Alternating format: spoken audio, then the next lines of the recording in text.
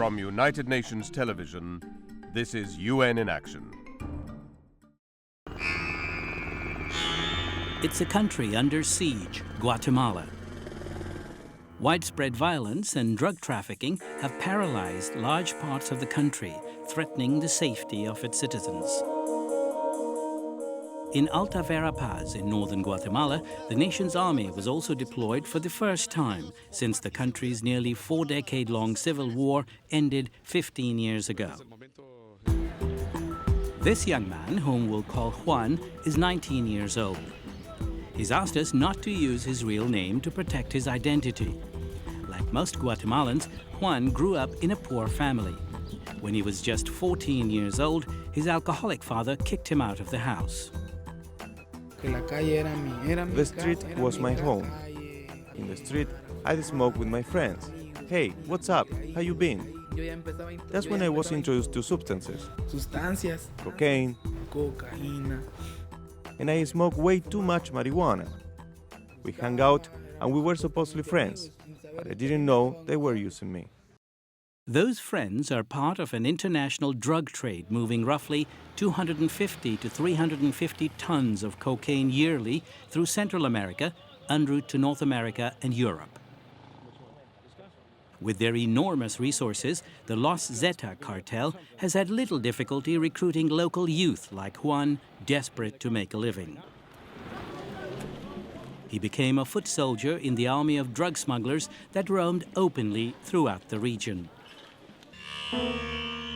The government has managed to gain back some control in Alta Verapaz, but many believe that the current calm won't last. And those who would be most affected by the violence are often the most vulnerable, fears Mariano Gonzalez, a researcher at the Archbishop's Office on Human Rights in Guatemala City. La mayor cantidad de personas asesinadas. Most of those killed are youth, and a majority of the aggressors are also youth. So what we have are youth at the root of the problem of violence, both as victims and perpetrators. And this is causing a tragic phenomenon.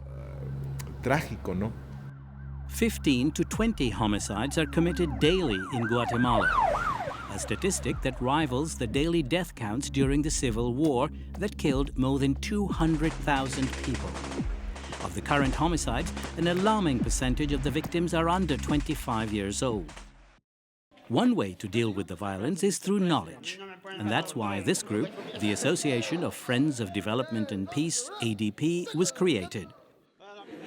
It's an innovative education program that trains and certifies young leaders in development and democracy studies. It's an initiative made possible by the United Nations Democracy Fund, UNDEF, which finances and oversees the project. What do we understand by democracy? Participation. We are a society made, directed, and educated to obey, not think. Roberto Alvarado is ADP's director. He believes that empowering the youth to have a voice in their own future is a crucial weapon in the war against violence. We train future political leaders. We cannot allow the youth to just vote without analyzing the reason why they cast that vote. They are not just preparing for exams, but for real life. With UNDEF support, the ADP program trains more than 500 young people to be local community leaders, offering them year-long scholarships to learn development and life skills. Once they graduate, they return to their communities to help educate others on their rights, the nation's laws, and how to participate in the democratic process. After 4 years on the streets, Juan's siblings intervened and convinced him to go back to school and apply to ADP. ADP trainer Natalie Paquet. He loves to participate. He's very mature, expresses his points of view, and likes to communicate. He can get the group going, which shows leadership. Juan quickly learned that he could affect change, and his value was much more than being a soldier in a drug cartel. We're beginning to apply what we know about democracy and peace, and we are making a change.